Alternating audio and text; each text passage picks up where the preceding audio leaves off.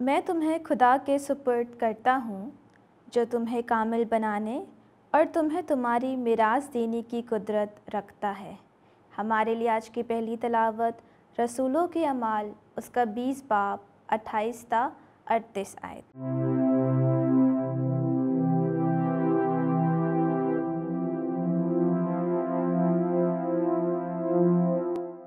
اس وقت پولوس نے افسوس کے کاہنوں کو یہ باتیں کہیں کہ اپنی اور اس سارے گلے کی خبرداری کرو جس پر روح القدس نے تمہیں اساقف ٹھہرایا ہے، تاکہ خدا کی کلیسیا کی گلابانی کرو جیسے اس نے اپنے ہی خون سے خریدا ہے۔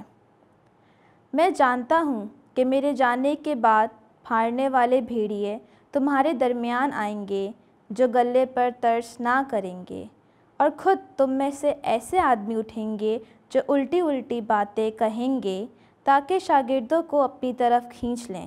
اس لیے جاگتے رہو اور یاد رکھو کہ میں 3 برس تک رات دن رو رو کر ہر ایک کو سمجھانے سے باز نہ آیا، اور اب میں تمہیں خدا اور اس کے فضل کے کلام کے سپرد کرتا ہوں جو تمہیں کامل بنانے اور تمام مقدسین کے درمیان میراث دینے کی قدرت رکھتا ہے۔ میں نے کسی کی چاندی یا سونے یا کپڑے کا لالچ نہیں کیا، بلکہ تم آپ جانتے ہو کہ جو کچھ مجھے اور میرے ساتھیوں کو درکار تھا سو انہی ہاتھوں نے کمایا۔ میں نے بہرحال تمہیں دکھایا کہ اس طرح محنت کر کے کمزوروں کو سنبھالنا اور خداوند یسوع کی بات یاد رکھنا چاہیے۔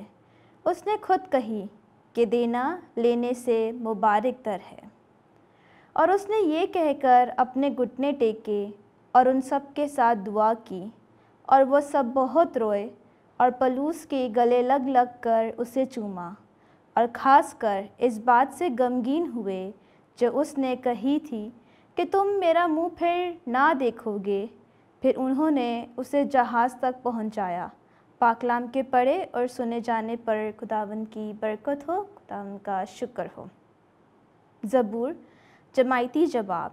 اے زمین کے ممالک خدا کے لیے گاؤ۔ اے خدا اپنی قوت کو ظاہر کر، یعنی وہ قوت جسے تو نے اے خدا ہماری مدد کی ہے۔ تیری اس ہیکل کے سبب سے جو یروشلم میں ہے، بادشاہ تیرے لیے ہدیہ لائے۔ جماعتی جواب۔ اے زمین کے ممالک خدا کے لیے گاؤ۔ اے زمین کے ممالک خدا کے لیے گاؤ، خداوند کی حمد و سرائی کرو جو افلاک بلکہ قدیم افلاک پر سوار ہے۔ دیکھو وہ اپنی آواز یعنی آواز قادر بلند کرتا ہے، تم خدا کی قدرت کی تعظیم کرو۔ جماعتی جواب۔ اے زمین کے ممالک خدا کے لیے گاؤ۔ اس کی حشمت اسرائیل پر اور اس کی قدرت بادلوں میں ہے۔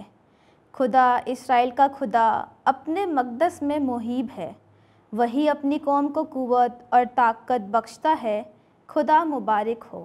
جماعتی جواب۔ اے زمین کے ممالک خدا کے لیے گاؤ۔